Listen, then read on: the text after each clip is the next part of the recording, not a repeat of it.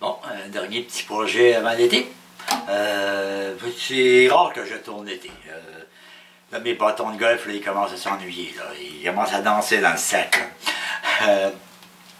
Je me suis trouvé une belle demi-bûche d'orme. C'est de l'orme légèrement cotis. Je vais vous la montrer de près.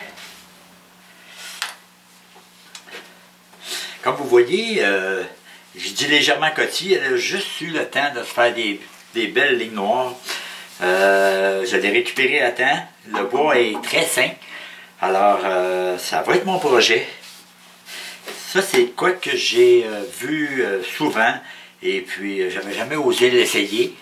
Et puis, je pense que je vais trouver la façon de le faire. Je vais faire un vase, mais entièrement perforé. Il va être très ajouré. Alors, on va voir ce que ça va donner. Je vous ai fait grâce là, de vérification des cracks et tout. Là. Je l'ai montré souvent dans les dernières vidéos. Même chose pour le creusage. Ceux qui ont raté la façon dont je m'y prends pour aller creuser et puis sabler mon vase, ben, juste aller revoir les anciennes vidéos. Le vase sur 2 axes et puis le vase, le tressage sur bois. Je montre très bien comment je le creuse et comment je fais ma finition. Alors, je vais passer ça, je vais juste le creuser, le mettre beau. J'ai fait une forme rapide, parce que ça va être ma courbure. Il va falloir que j'essaie de la suivre le plus possible. Et puis, je vais finir de la travailler, mais par l'extérieur. On va faire ça ensemble. OK, j'ai terminé de sabler le vase, de creuser le vase et de le sabler. Je suis allé assez mince. Ma paroi ici, elle a environ 1/4 de pouce. Ça, c'est exactement 6,4 mm. Alors, je me suis fait une petite chatte. Je l'ai laissé un petit peu plus épais ici au bas, pour pas trop affaiblir l'ouverture. Et puis, il était un petit peu plus épais à partir d'ici. J'aime bien avoir des vases qui partent petits et qui prennent du volume. Ça donne plus de look. Un plus beau look, du moins. Là, j'ai le choix. Je peux enlever un peu de matière, ici, sortir mes compas, mesurer.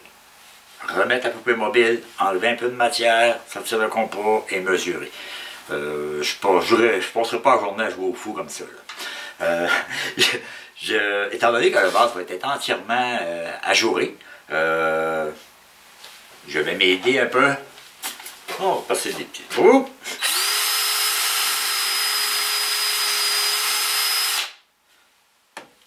C'est le premier qui fait mal au cœur. Après ça, on s'en fout. Un peu partout.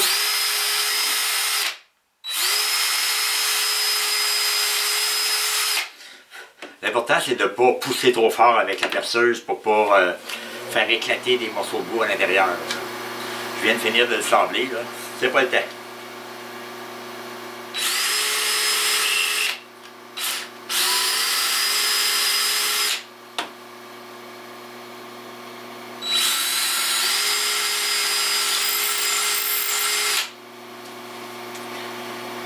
Et voilà, je vais commencer comme ça, en enlever un peu, et puis on va y aller très doucement.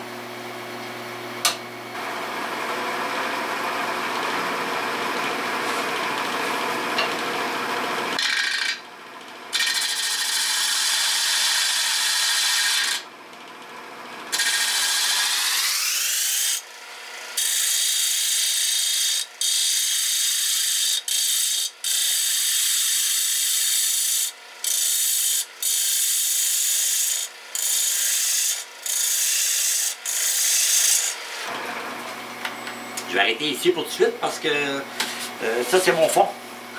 Alors, je vais me garder un petit peu une petite gêne. Bon, je mets encore la place.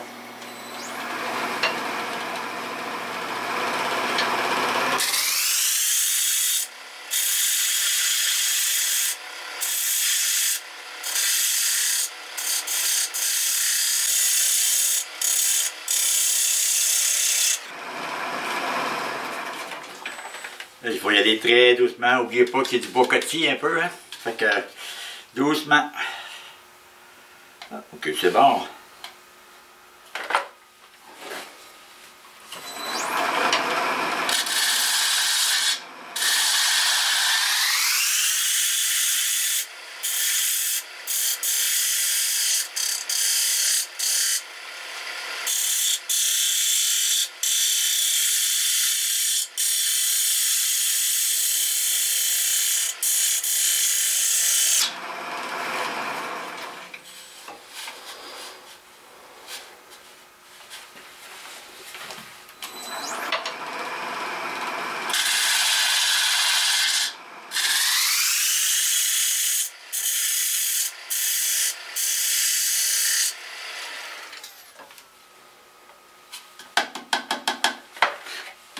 C'est mince.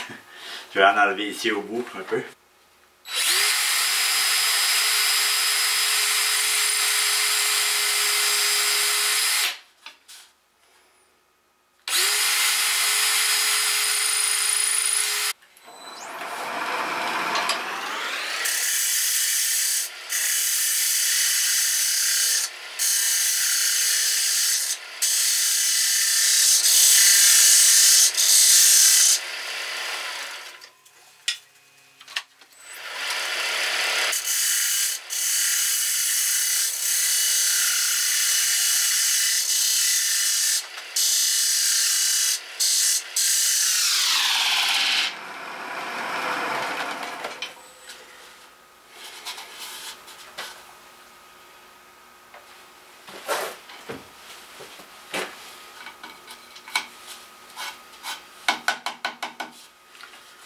N'oubliez pas que quand je vais le sabler aussi, ça va m'enlever un peu. Hein. Je pense que je vais garder ça à peu près cette épaisseur-là ici. Ici c'est beau. Ici c'est beau. Alors, ici c'est encore trop épais. On va pouvoir commencer à le rapetisser.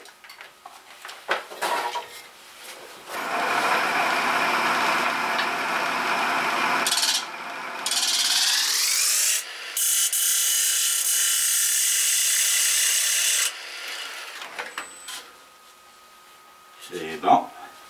Avant d'aller plus loin, je vais faire un trou près de mon fond.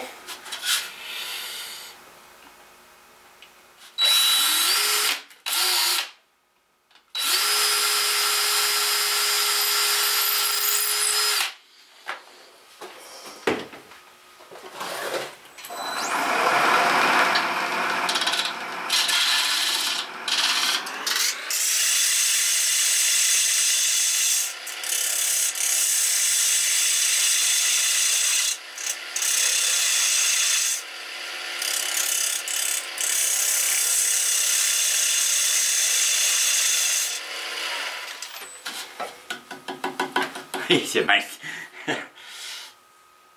Ok, je peux en enlever encore.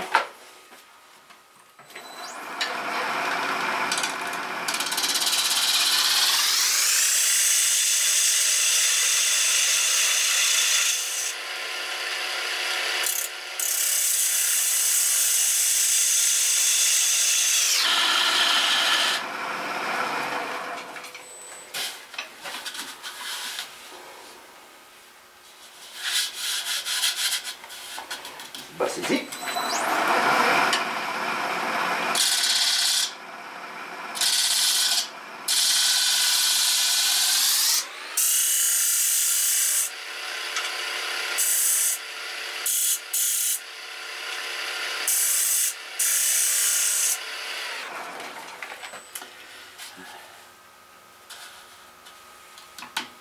D'accord.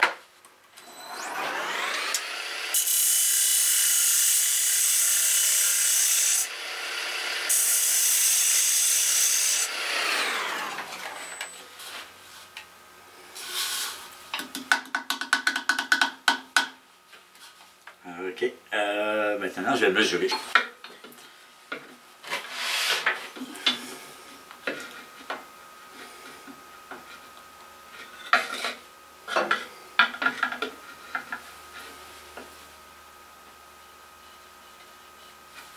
Et voilà mon fond, fait que je peux en enlever. Yes!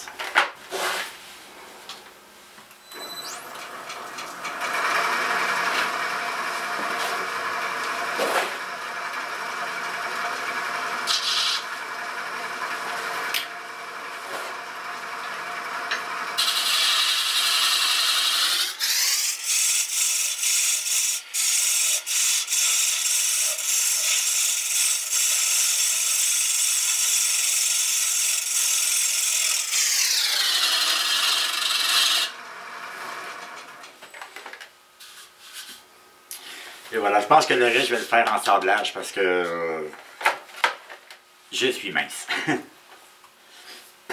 Ok, j'ai été obligé de remettre ma lunette pour être capable de sabler l'ouverture ici. À cause du cône, j'y arrivais pas et ça n'aurait pas été fait une belle finition. Alors, cette partie-là est faite jusqu'au 320. Je vais enlever la lunette et puis là, on va passer à une étape critique. Ok, ce bout-là est sablé. Maintenant, je dois enlever mon tenon, tandis que le vase a encore un petit peu de solidité. Là. Je doute que mon tenon ici soit assez long. Alors, je veux l'avoir au complet. Hein? Maudit comme ça, me mettre dans le trouble. Ah! Pourquoi faire simple quand on peut faire compliqué? Fait que je vais devoir l'enlever. J'ai ressorti mon Jumbo Jaw avec mes longues butées, que je vous ai montré dans les vidéos précédentes. Vous voyez, je m'en sers très souvent. Je trouve ça extrêmement pratique. C'est vraiment un bon achat. Fait qu'on va y aller.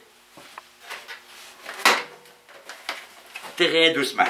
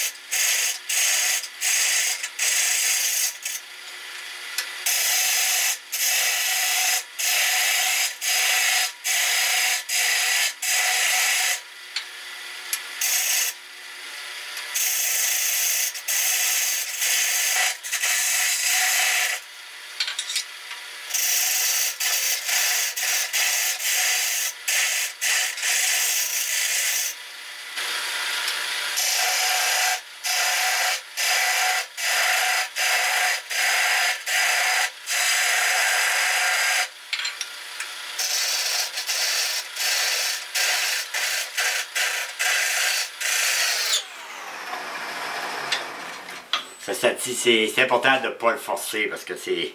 N'oubliez pas, je suis en bois de boue, là, puis mon fond est pas tellement loin, il est à peu près ici. Alors, faut surtout pas que je le casse parce que je vais défoncer le vase. Ça va être à recommencer.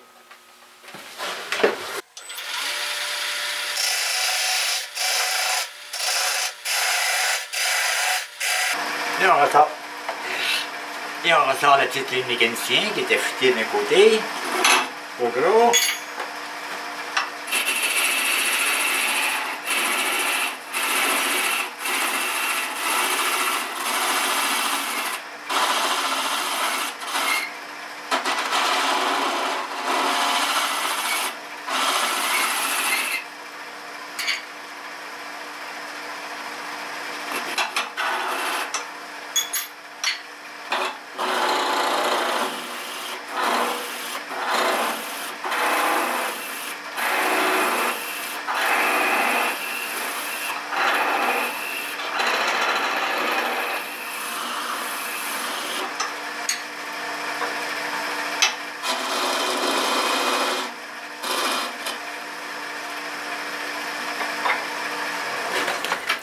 Et voilà, un beau tenon d'un demi-pouce.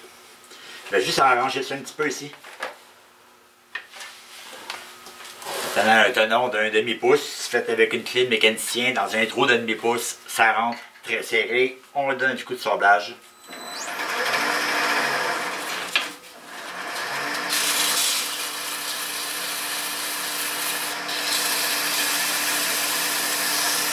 Et voilà.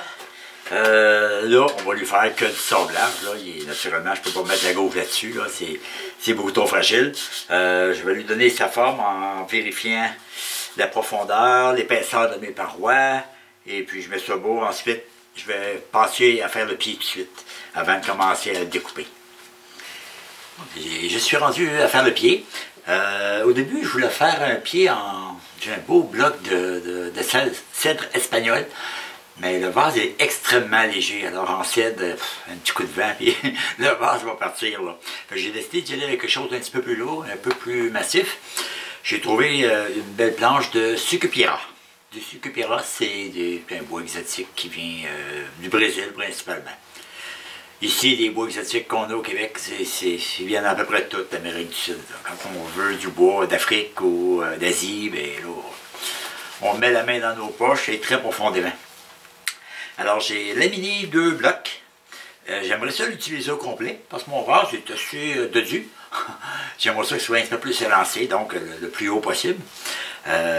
Souvent, quand on colle des blocs de bois comme ça, bien les 2 morceaux de bois se déplace un petit peu, et puis on fait un X d'un côté pour trouver notre centre, on fait un X de l'autre côté pour trouver notre centre, et puis là, ben, c'est pas en ligne. Là. Comme on dit au Québec, ça fait la gosse comme ça, fait qu'on perd du bois ici, et on perd du bois de l'autre côté.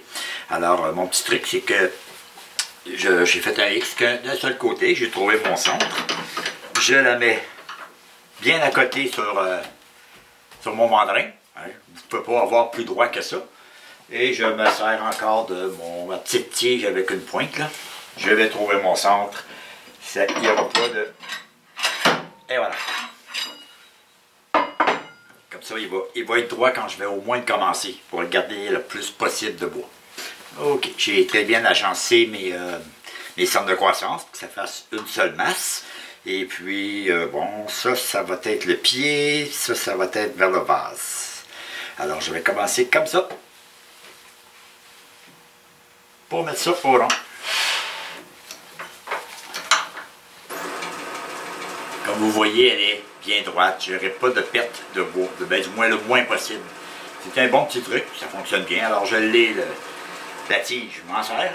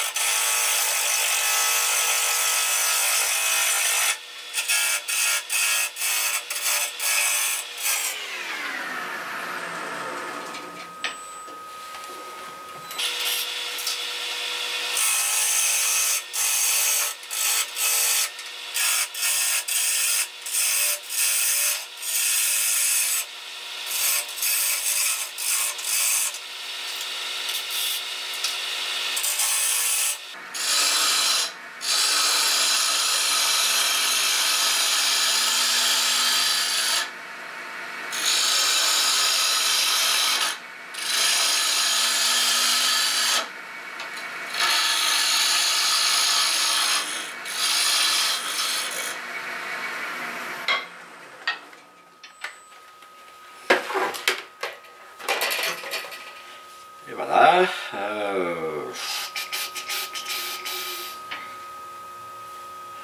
Ok, ça va être le dessous de mon pied. Et ça va être le dessous du vase. Alors, je vais enlever les talons. Il va falloir que j'aiguise souvent, parce que c'est très dur.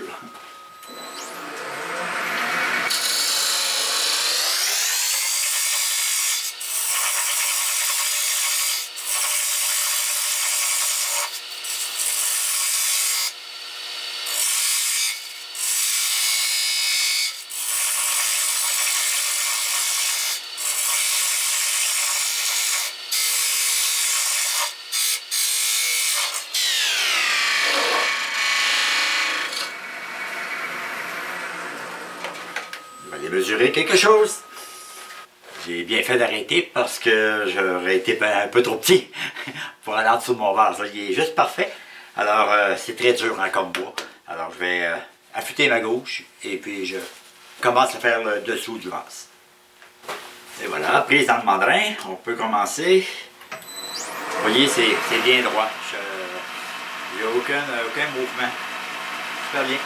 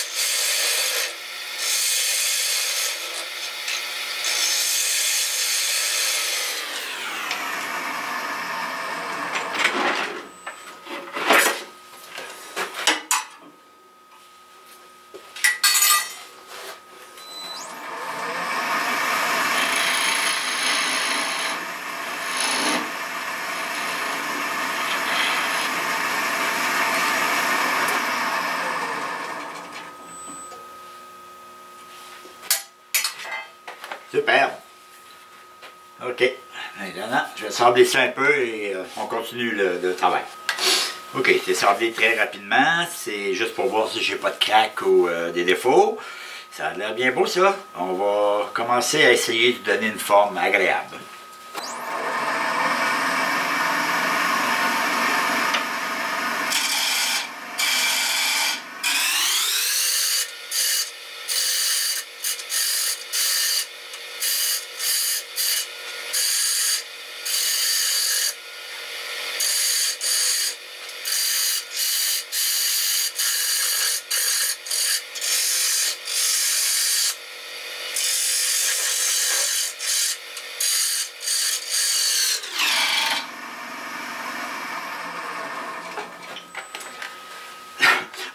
C'est des bois exotiques, hein. Alors moi je suis pas tellement sensible à la poussière, ça me dérange pas tellement, ça m'affecte pas beaucoup. Alors, mais si ça vous dérange, n'hésitez pas à porter un masque là, pour vous protéger. Là. Des N95, c'est bien en mode de ce temps-là. Je vais juste remettre ma poupée mobile parce que c'est un bois qui est très dur et très sec.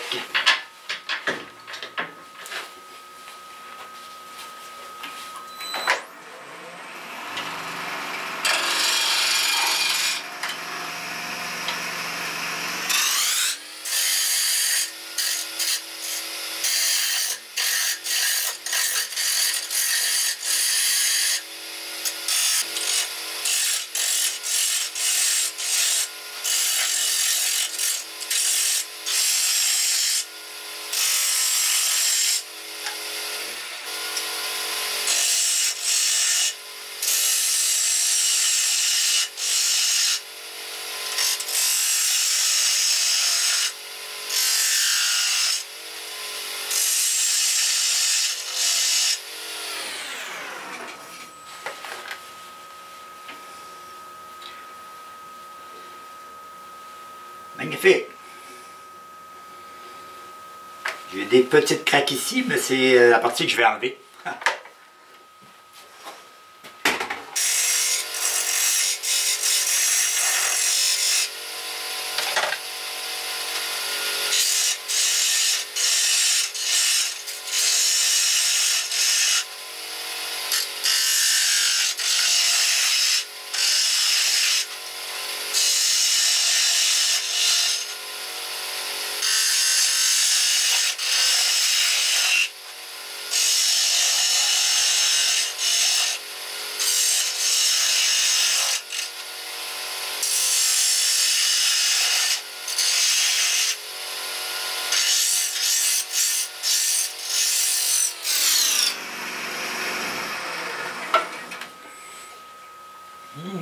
Ouais.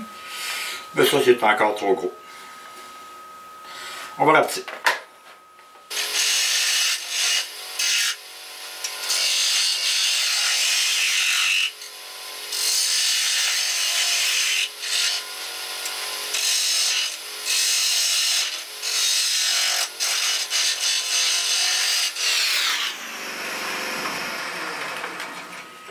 Ah, c'est dur. OK. Ah, je l'ai accroché ici. Merde.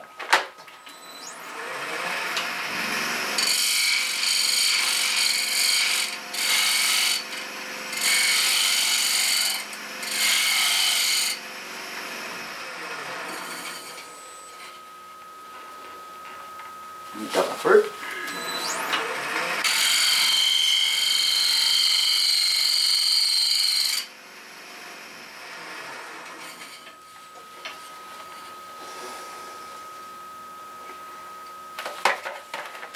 OK, je vais commencer à faire une petite décoration ici, là, puis ça va être bien beau, je pense.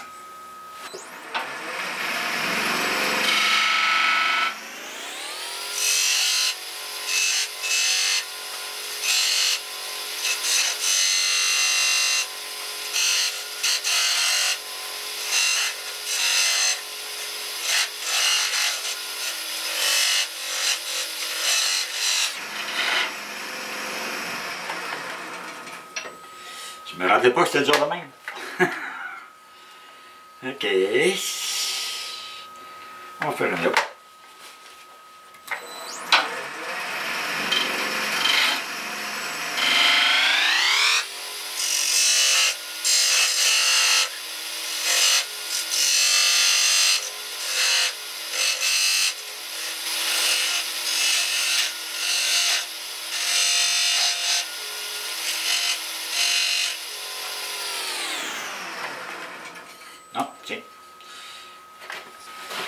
acheter des outils pour faire des petits bourrelets.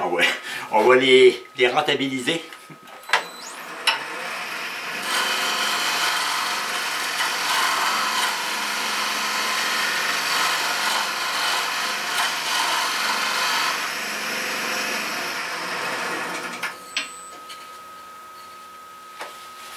Ça marche.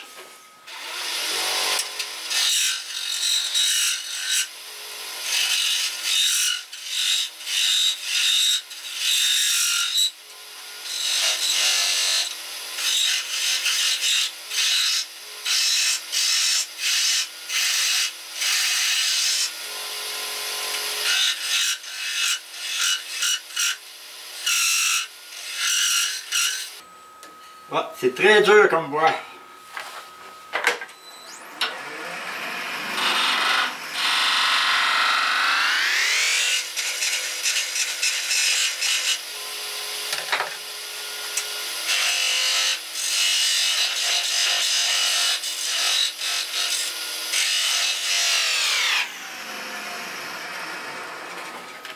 Et voilà. Un petit peu plus de ce côté-là.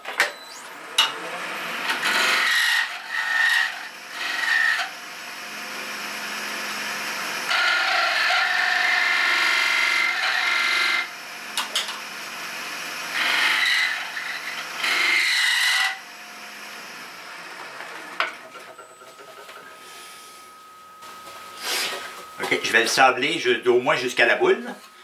Puis ça va me donner une idée que ça a l'air. Ok, j'ai sablé le pied jusqu'à la boule environ. En passant, je vais vous donner un petit truc. J'avais un petit défaut ici dans le coin dans le coin de ma boule là, que j'avais fait, que je pouvais bien la misère à les sabler, surtout que c'était un bourg et très dur. J'avais pas envie de leur mettre la plante là-dessus. Alors, mon petit truc, je me suis trouvé à arrondir un peu ici le joint. Alors, ça m'a fait ça me fait pas une boule ronde, ça me fait comme un autre genre de boule, là. Mais je trouve ça plus beau. Ça s'appelle une opportunité de création. Pour l'enlever, ce petit défaut-là, ceux qui ont de la misère, là, ceux qui débutent, qui ont de la misère à faire des belles courbes rondes, il y a toujours un petit quelque chose qui les dérange. Le petit truc, là, vous pouvez vous aider un peu, là. Vous pouvez prendre des vis de différentes grosseurs, même des petits tuyaux. Vous enroulez votre papier sablé autour et vous le faites en sablant. Il y a juste vous qui allez le savoir, de toute façon, et ça va vous donner une belle courbe parfaite. Si c'est un ovale, ben, vous avez juste à mettre un petit peu de biais, et puis vous allez voir, vous allez faire une belle courbe, là, puis ça va super bien, puis ça aide quand on débute. Bon, avant de continuer, avant de revirer de bord, je veux dire, je vais faire mon empreinte pour ma petite pastille.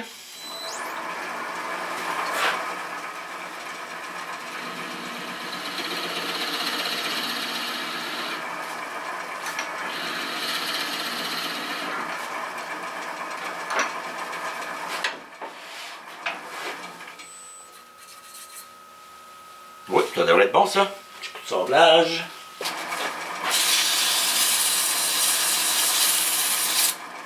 Et voilà. Maintenant, je retourne d'abord et on finit le dessous du pied. Le dessous du vase. Le dessous qui va aller en dessous du vase, en tout cas. Ok, tantôt j'ai démesuré le dessous de mon vase et puis quand j'ai fait mon tenon, j'ai arrêté juste à terre parce que c'est à peu près la bonne grosseur. Fait qu'il faudra pas trop que j'en enlève. Là. Je vais commencer, on verra. Là.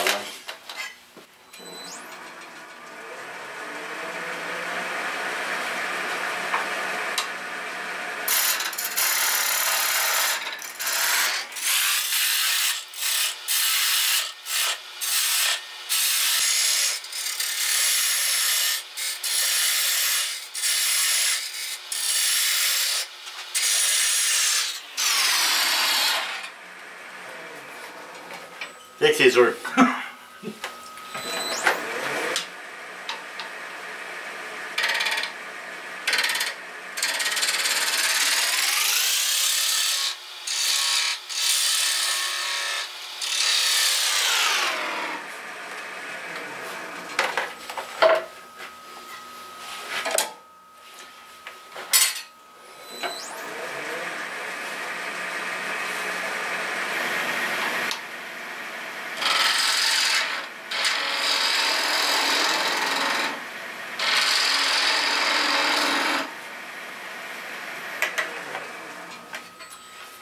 J'ai fait une petite encavure pour les débordements de colle, pour pas que ça sorte sur les côtés.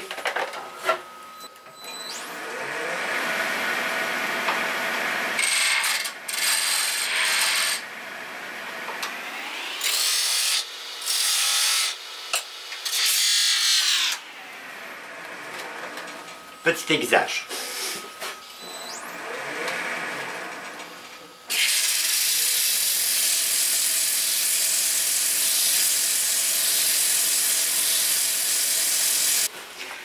Ok, j'ai terminé mon sablage. Alors là, il me reste à faire mon trou pour ma mortaise, pour mon tenon. Je vais dépasser mon joint de colle, c'est parfait. On y va. Là, de l'autre côté.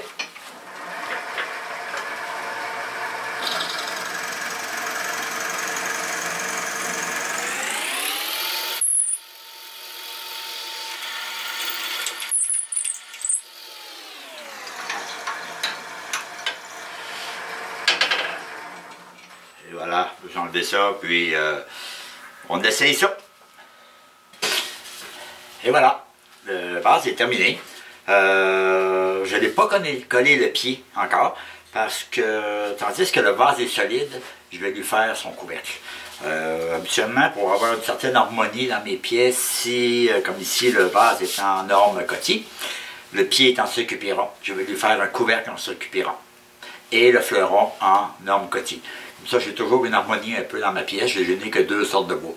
Parce que si je manque mon coup pour le couvercle et j'ai plus de bois, ben, je me ramasse avec plusieurs essences de bois. C'est moins beau.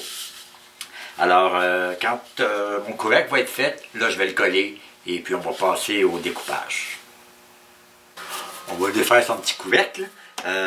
Pour le couvercle, je n'ai pas besoin d'avoir autant de matière. Alors, j'ai tout simplement laminé un petit morceau de frêne sur mon circupiron. Je n'ai réellement pas besoin de beaucoup. Alors, première étape, on va mettre ça au rond.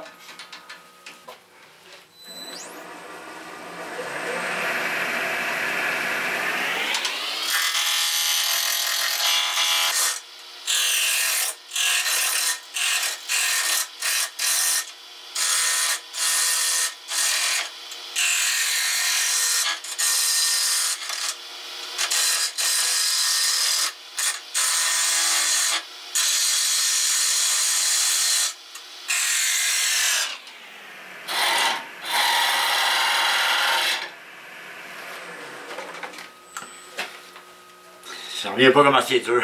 Je fais une super grosse différence quand je passe du frêne au circupiron. On va y faire un petit tenon.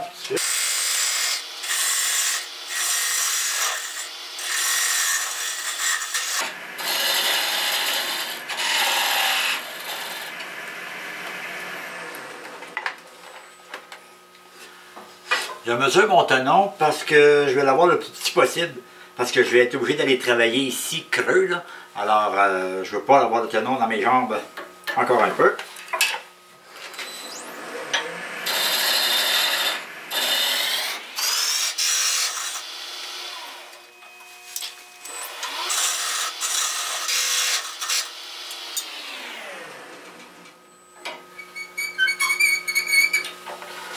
Non, pas pire ça. On va en enlever un peu ici.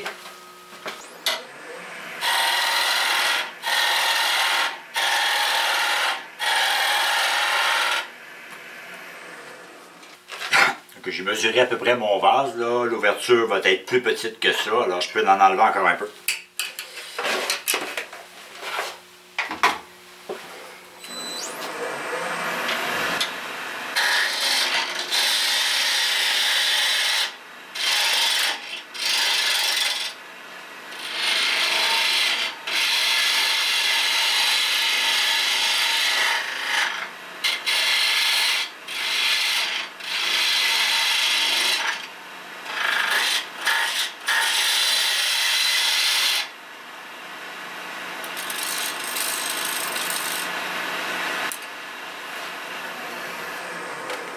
Je vais commencer par ça.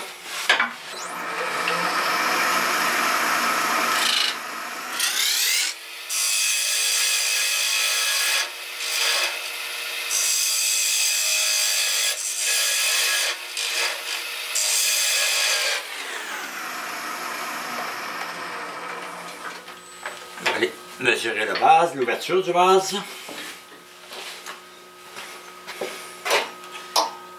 OK, on va aller à peu près jusque là.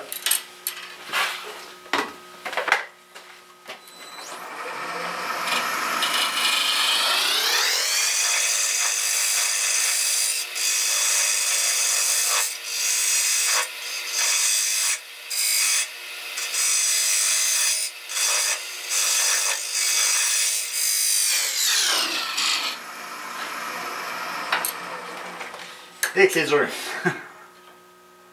C'est bon, je vais arrêter là pour tout de suite. Mais d'après moi, je vais aller plus loin.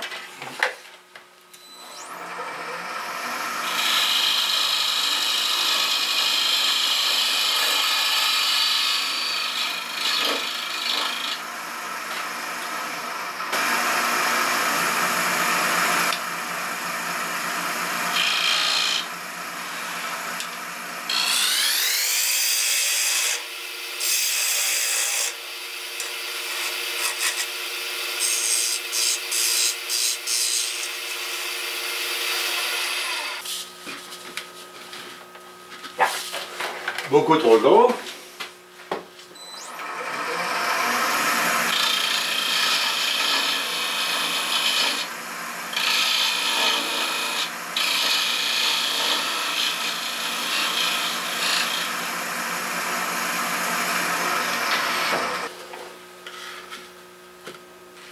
Alors.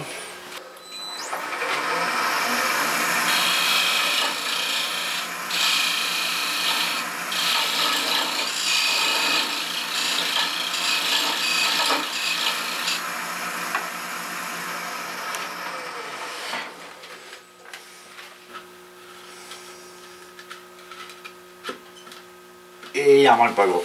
Mais il faut dire qu'il y a du sablage aussi. Hein. Il y a un bout de grain ici. Là.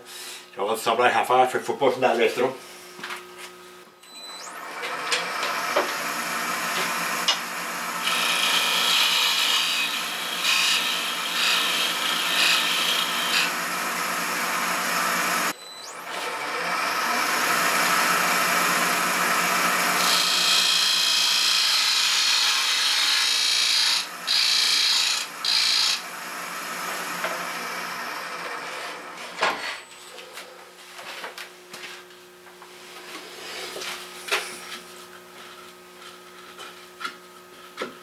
Ça s'en vient.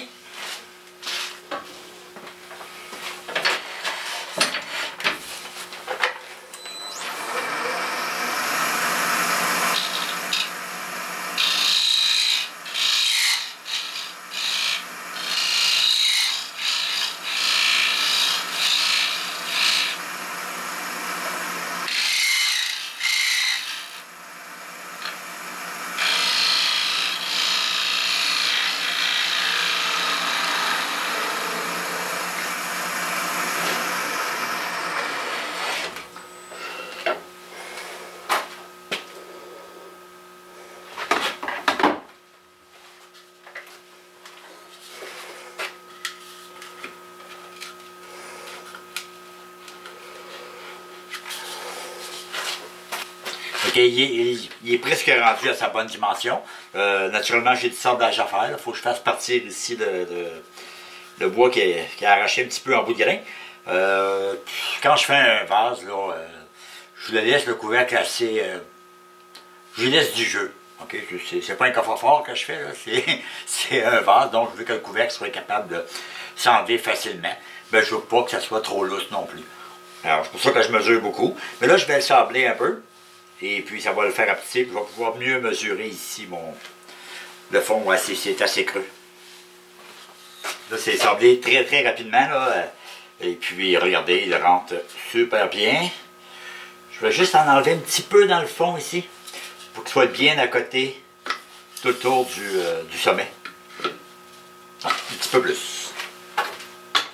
C'est réellement pas gros.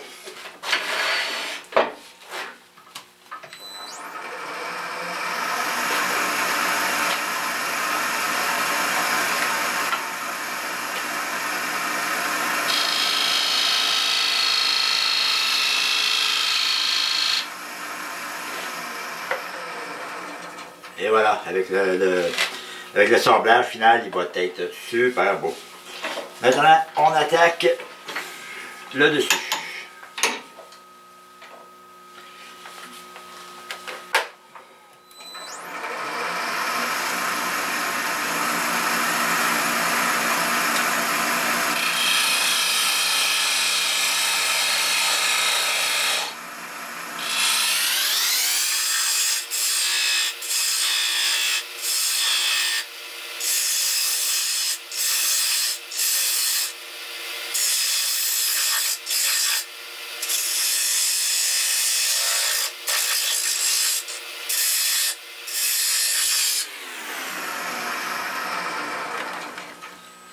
Étant donné que c'est très dur, je ne ferai pas un couvercle très fignolé. Il va être assez simple, merci.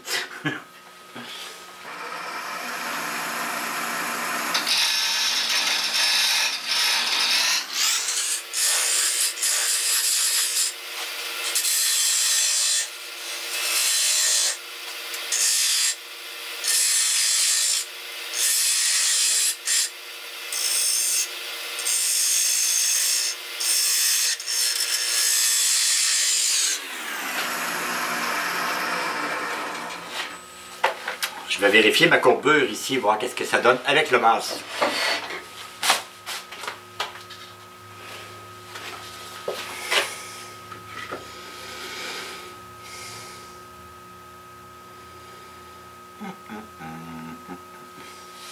Je peux en enlever encore un peu.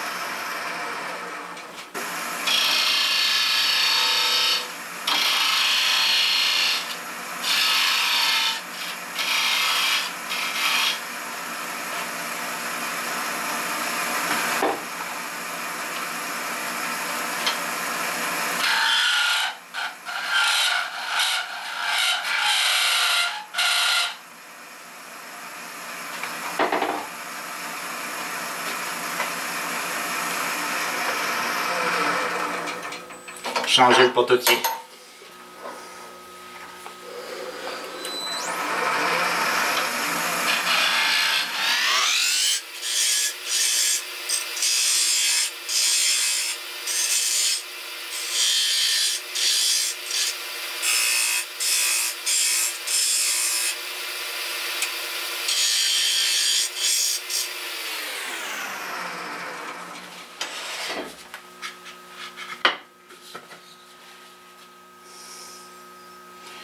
Je suis en train de me demander si je ne laisserais pas la houppe.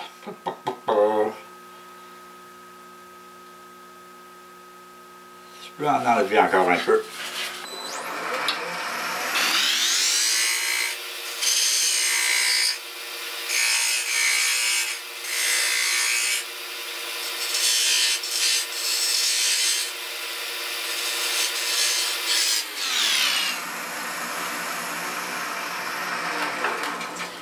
Regardez ça. Je vais lui laisser. Je vais essayer de la rapetisser un petit peu plus par exemple.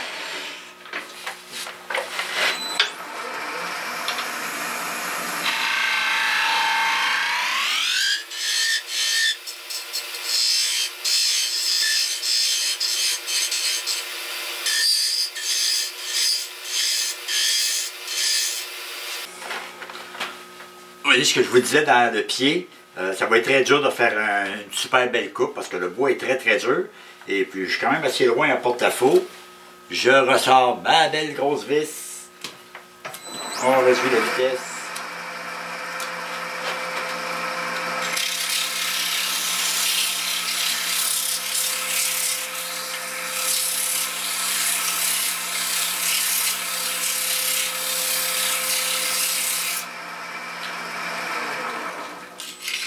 Et voilà. une belle courbe bien ronde. Merveilleux! Alors, je vais le sabler au complet. Et puis, après ça, on se débarrasse du tenon. Tout sablé, très beau. Plus besoin du tenon. On enlève ça.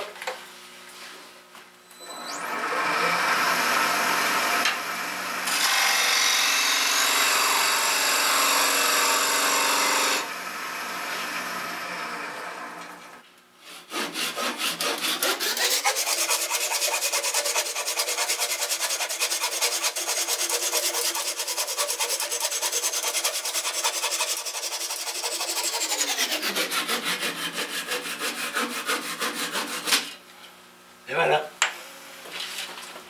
Ok, là j'ai monté mon Jumbo Job. Il me reste juste à enlever le petit bout de frein ici. Et puis faire un petit peu de sablage. Et le couvercle va être fait.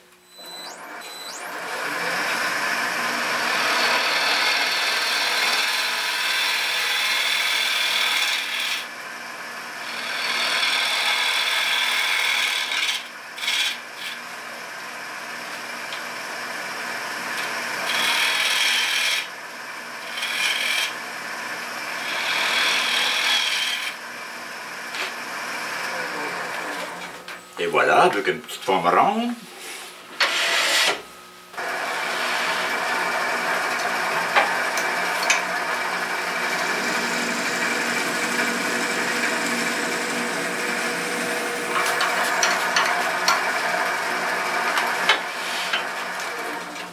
Ça, on n'a pas besoin d'aller bien creux, là, c'est pas de quoi qu'il fasse. Un petit coup de sablage, puis c'est terminé. En passant, si vous avez une arête comme ça ici, qui est très pointue, faites attention. Parce que c'est comme un couteau de cuisine, hein. C'est du bois et ça coupe. Ça coupe beaucoup. Je sais que je me suis déjà fait partir un bout de peau. Faites attention. Ça donne rien. C'est pas une épée de samouraï que vous faites, là. OK? Juste pour dire qu'elle est pointue, puis c'est tout, là. On prend pas de chance. Et voilà. Le vase est fait avec son couvercle. Pas trop serré. Au début, je voulais faire juste un petit couvercle affleurant. Pas affleurant, mais juste un petit peu bombé. Puis finalement, j'ai décidé de le laisser. Ça va lui donner un petit peu plus de hauteur. Il va être plus élancé. Il va avoir moins de l'air d'un petit gros. OK. Maintenant, vu que j'ai déjà mon Jumbo Job installé, je vais coller le pied. Comme ça, demain matin, je vais pouvoir commencer à le massacrer. Quand je peux coller mon pied sur le tour, je le fais sur le tour. Ça me permet de mettre un peu de pression, pas trop, ce qui est extrêmement mince. Et puis ça me permet de vérifier mon joint ici, s'il est beau, s'il n'y a pas de colle qui est débordé. Mais dans ce cas ici, je savais qu'il n'y en aurait pas. Je vais laisser ça jusqu'à demain. Je vais faire mon ménage, puis... oh ben oui, 5 heures, c'est l'heure de la bière. Alors, à demain. OK, on est rendu à l'étape de faire un massacre. Je vais vous montrer comment je procède. Je me sers de mon Fordham avec, je vais vous la montrer de près. En fait, c'est comme une mèche à toupie. C'est en spirale, là. Et puis c'est fabriqué par Dremel. Puis ça va assez bien. J'avais essayé avec une râpe, mais une râpe c'est pas bon. Aussitôt que ça touche la paroi, ça rebondit, puis là, on perd le contrôle dessus. Alors qu'elle, ça va réellement pas mal bien. Pour que ça soit beau, il faut qu'il y ait beaucoup de trous. Fait que voici la façon que je m'y prends.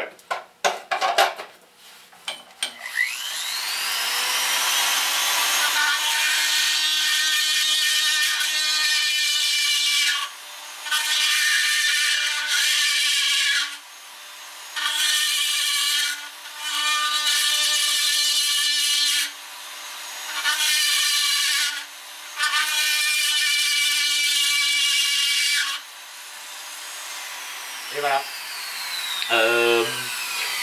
Là, c'est pas pire, c'est un bois qui est...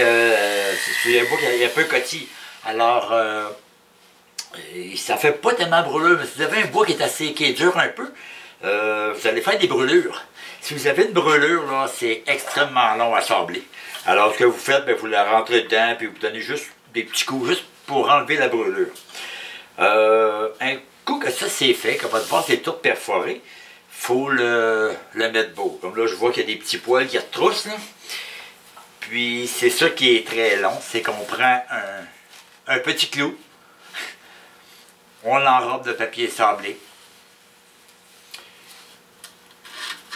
et on les fait disparaître. Voyez-vous, si vous avez une brûlure, comment ça va être long à faire? C'est ça qui va être le plus long. Alors, on essaie de se sauver de l'ouvrage, on essaie de nettoyer le mieux qu'on peut avec l'outil. C'est beaucoup plus facile. Bon, c'est sûr que pour cette partie-là, tout le dessus du vase, je vais aller m'asseoir sur ma petite chaise, me faire ça bien tranquillement, puis... mais j'aime bien travailler sur le tour. Ça me laisse mes deux mains libres, puis c'est plus facile. Alors, c'est ma façon de procéder. Je vais en faire. Là, je crois que je m'embarque pour environ une vingtaine d'heures pour être capable de mettre ça beau, toutes les perforer et mettre ça beau. Alors, c'est ma technique pour faire mes petites ouvertures. Ok, j'ai terminé de perforer le vase. Ça a été moins long que je pensais. Je pensais me passer une vingtaine d'heures là-dessus, mais ça devrait me prendre 6-7 heures. Parce qu'il me reste juste du petit sablage de finition, là, avec mon petit clou. Là. Ça va être long un petit peu, mais j'achève. Sauf que là, j'ai mal au doigt. Alors, je mets ça de côté, là, je continuerai demain. Je vais lui faire son fleuron. J'ai déterminé qu'à peu près 4 pouces et demi, ça devrait être une belle longueur. 3/4 de pouce de diamètre, là. Ça devrait être pas pire. Alors, ben, on va partir ça.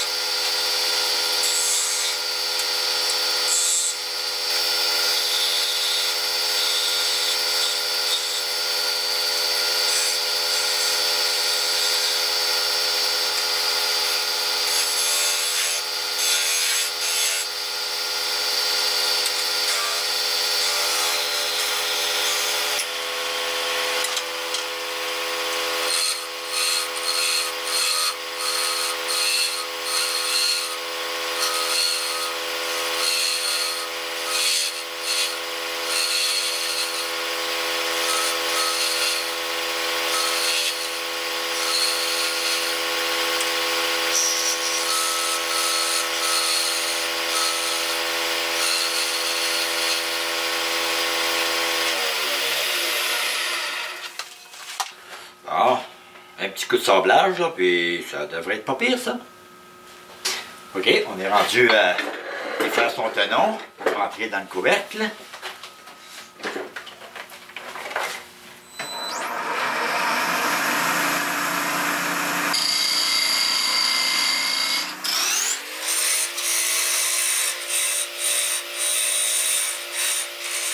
On va aller creuser un peu en dessous.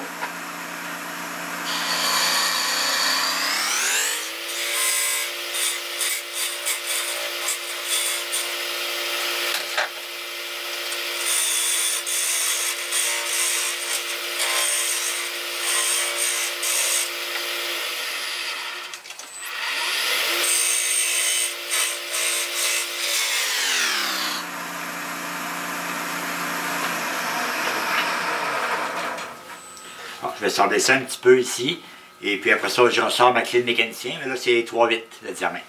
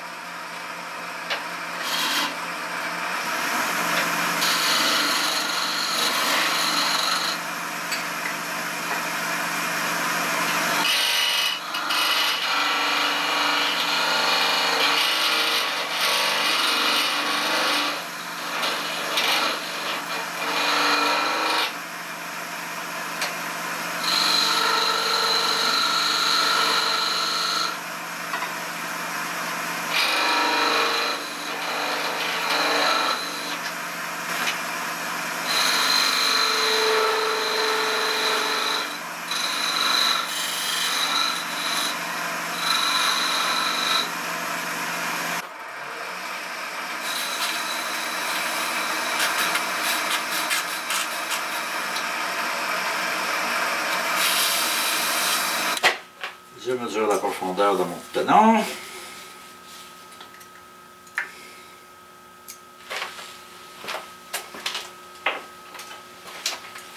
Et un petit peu moins ici. Et voilà.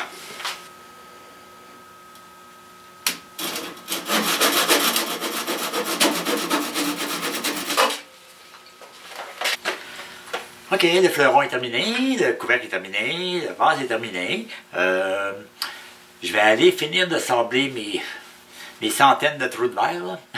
Et puis, je vous reviens avec le mot de la fin. Et voilà, j'ai terminé de perforer mes petits trous de verre, de les sabler surtout. Pour le petit clou, ça fait mal aux doigts. Alors, j'ai fouillé dans mes cossins et j'ai trouvé une belle petite broche là, extrêmement rigide. Je ne sais pas en quoi c'est fait, mais j'ai eu de la misère à la couper. Alors, ça va beaucoup mieux. Là. Je peux mettre plus long de papier sablé. Puis, un autre outil qui ne me coûte rien. Ça, j'aime ça. Pour la finition, ben, ça va être du polychiffon encore. Je vais prendre un microscopique petit pinceau et puis aller faire toutes mes alvéoles par l'extérieur. Et avec un gros pinceau, je vais aller immédiatement essuyer les coulisses qu'il va y avoir en dedans. Parce qu'il ne faut absolument pas que je fasse de coulisses. Ça, c'est sûr et certain. Mais comme je me connais, je vais sûrement le ramener sur le tour de main pour faire encore des petits correctifs. J'aime ça quand c'est bien fait. Là. En tout, avec le vidage, le creusage, le sablage, ça m'a pris à peu près une quarantaine d'heures. Et toute la perforation et le sablage. Je vais en avoir encore un peu à faire. Maintenant, ce que je peux vous dire, le meilleur conseil que je peux vous donner, c'est de ne pas rester seul dans votre petit coin. Je fais partie de 2 groupes de tourneurs. De septembre à aller jusqu'à fin avril, j'ai au moins une douzaine de rencontres de tourneurs. On amène nos pièces, on les commente et puis on apprend beaucoup dans ce temps-là, énormément, rapidement. Vous ne le savez pas, mais le fleuron, c'est la première fois que je fais un fleuron avec la plane. Bien, majoritairement avec la plane. C'est la première fois. La plane, c'est un outil que j'avais un petit peu de difficulté, puis ben, j'avais toujours, ça allait bien, mais j'avais toujours un petit peu de bois d'arraché, puis quand on a de la difficulté avec un outil, on le met de côté, puis on on s'en occupe plus tellement. Le premier regroupement, ça se passe dans l'atelier d'un des membres. On se ramasse 10-15 autour d'une table, on amène nos pièces, on les commente. Et puis là, il y a un monsieur qui est un expert en plane. Il travaille quasiment uniquement avec sa plane. Il nous a fait une petite démonstration. Il a réglé mon problème en 15 secondes. La première affaire qu'il a fait, c'est qu'il a changé la courroie du tour. C'était un petit tour d'établi. Il a changé la courroie pour la mettre sur l'échelle la plus rapide et il a monté son tour à 2500 tours minute. Ah! J'ai fait la même chose sur ma grosse Bertha. Je l'ai mis sur la plus grosse échelle et puis je l'ai monté à 2500 tours minute. J'ai pas eu un seul petit morceau de bois qui a été arraché. C'est sûr que je suis pas encore un expert à la plane. Là. Il y a des petits coins que je sortais ma petite gauche 3-8 pour fignoler. Là. Mais regardez, restez pas tout seul avec vos petits problèmes. Là. En vous joignant avec un groupe de tourneurs comme ça, vous allez apprendre extrêmement rapidement. Moi, j'ai appris comme ça, en assistant à des démos. Quand tu débutes, surtout, puis que le monsieur en avant, là, ça fait 25-30 ans qu'il tourne, il travaille très bien, il fait de super belles choses, ben, t'écoutes. Tu regardes la façon qu'il attaque son bois, la façon qu'il tient sa gauge, et puis avec les explications, vous pouvez l'interrompre n'importe quand, pour poser une question, vous allez grandir beaucoup plus vite, beaucoup plus vite. Et puis le deuxième groupe que je fais affaire, avec qui je participe, c'est l'ATE. C'est les Amis tourneurs de l'Estrie, ça c'est dans le coin de Sherbrooke.